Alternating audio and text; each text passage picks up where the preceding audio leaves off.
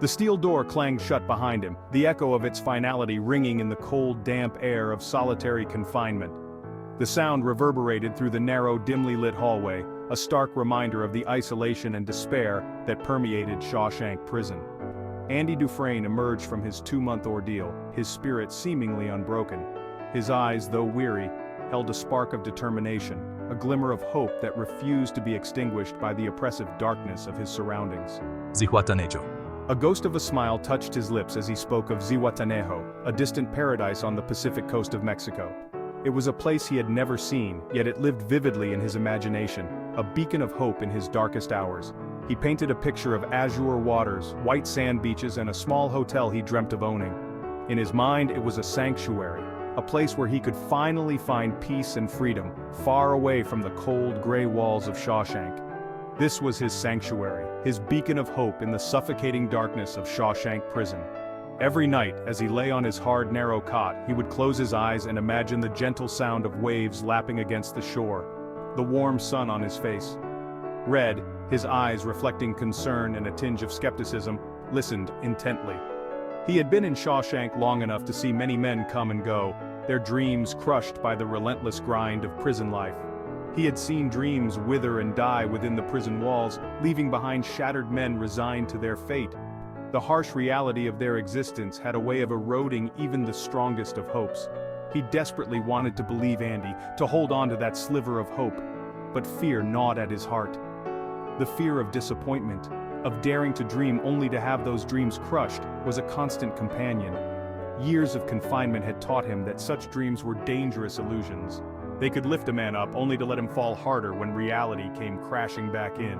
Zihuatanejo. Andy repeated, his voice soft yet resolute. The name was more than just a word, it was a lifeline, a fragile thread connecting him to a future he could scarcely imagine but desperately needed to believe in. The name hung in the air, a fragile promise in the face of despair. It was a testament to the human spirit's capacity to dream, to hope, even in the most dire of circumstances. It was more than just a destination, it represented freedom, a life beyond the bars and guards, a future where hope could bloom again. It was a symbol of everything that Shawshank had taken from them, and everything they still yearned for. Red, despite his reservations, clung on to those words, allowing a flicker of possibility to ignite within him. For the first time in a long while, he dared to dream, to imagine a life beyond the prison walls, a life where hope was not just a distant memory, but a tangible reality. Red watched Andy closely in the following days, his heart heavy with a growing unease. The man seemed different, his usual quiet demeanor replaced by a newfound intensity. There was a glint in his eyes, a determination that both intrigued and worried Red. When Andy requested a rock hammer, a seemingly innocuous tool for a man who traded in hope and books, alarm bells began to ring in Red's mind. The incident with the rope cemented Red's fears.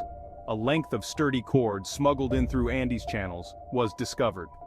The guards, their faces contorted with a mixture of anger and amusement, threw it at his feet. You'll get more time, Andy. Red warned, his voice laced with concern, but his words fell on deaf ears. Andy's gaze was distant, focused on something beyond the confines of their cell. Red felt a shiver run down his spine. He knew then that Andy had made up his mind. There was no dissuading him, no holding him back from whatever plan was brewing in his mind. The night arrived, cloaked in a thick fog, the silence broken only by the occasional hoot of an owl in the distance. Red tossed and turned in his bunk, a knot of dread twisting in his gut. He couldn't shake off the feeling that something was amiss. Stealing a glance at Andy's bed, he found it empty, the sheets neatly folded back as if inviting inspection. Panic welled up in his chest, choking him. Leaping out of bed, Red rushed to the bars, his heart pounding in his ears. The guard, a burly man named Hadley, made his rounds, his heavy footsteps echoing in the stillness. Red tried to warn him, to scream that Andy was gone, but the words wouldn't come out. As Hadley moved past Andy's cell, his flashlight beam momentarily illuminated the space. That's when Red saw it. The poster of Rita Hayworth, a beacon of hope and fantasy for the inmates, was askew. Behind it, a gaping hole yawned in the concrete wall, revealing the darkness beyond. The truth hit Red like a physical blow. Andy was gone. He had escaped. While the prison erupted in chaos, Andy was navigating the bowels of Shawshank, his path illuminated by a flickering lighter. The chaos above was a stark contrast to the eerie silence below, where every step echoed with the weight of his determination. The tunnel, painstakingly carved over years with the tiny rock hammer, was my passage to freedom. Each chip in the wall was a small victory, a testament to my patience and resolve. The rock hammer, though small, was my greatest ally in this monumental task. The air was thick with the stench of mildew and something more foul, the stench of fear and desperation that clung to the very walls. It was a smell that could break a weaker man, but for me, it was a reminder of what I was leaving behind. He crawled through the narrow passage, his heart thundering against his ribs. The darkness was suffocating, but his spirit burned bright, guiding him forward. Each foot forward was a victory, a testament to his unwavering spirit, his refusal to be broken. The filth and darkness were mere obstacles, not barriers. Finally, after what seemed like an eternity, he reached the end. The light at the end of the tunnel was not just a metaphor, it was his reality, his salvation. A rusted pipe, slick with sewage, awaited me. It was a sight that would turn most stomachs, but to me, it was the final gate to freedom. It was my final hurdle, a disgusting yet necessary obstacle in my path to redemption. The filth was temporary, but the freedom it promised was eternal. Taking a deep breath, Andy plunged into the darkness. The cold, slimy walls pressed in on him, but he kept moving, driven by the thought of the open sky. The stench was overwhelming, the filth clinging to him like a second skin.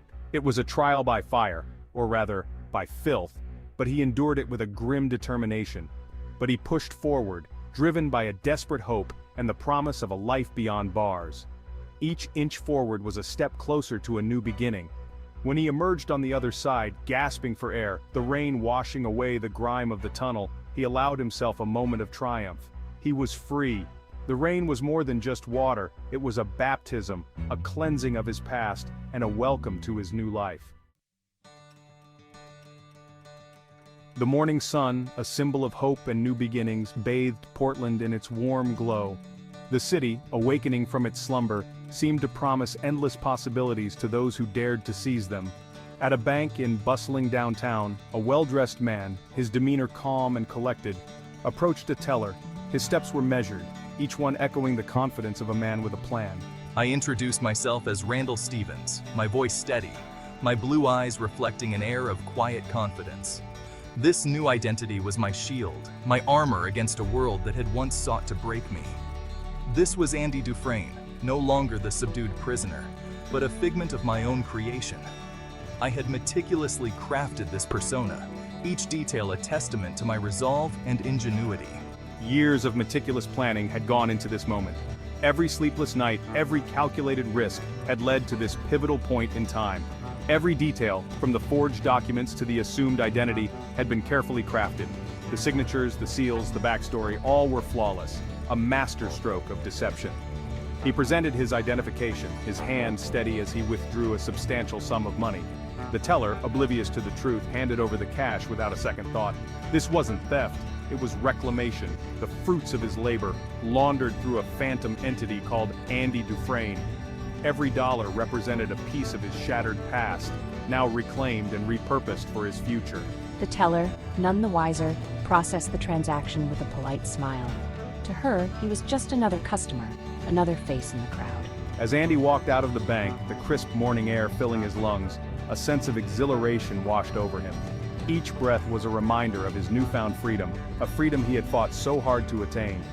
He had not just escaped from Shawshank, he had outmaneuvered the very system that had unjustly imprisoned him. His victory was not just over the walls that had confined him, but over the forces that had sought to crush his spirit. He was free, not just physically, but financially, ready to embrace the life he had dared to dream of. The horizon was no longer a distant hope, but a tangible reality, filled with endless possibilities and the promise of a brighter future.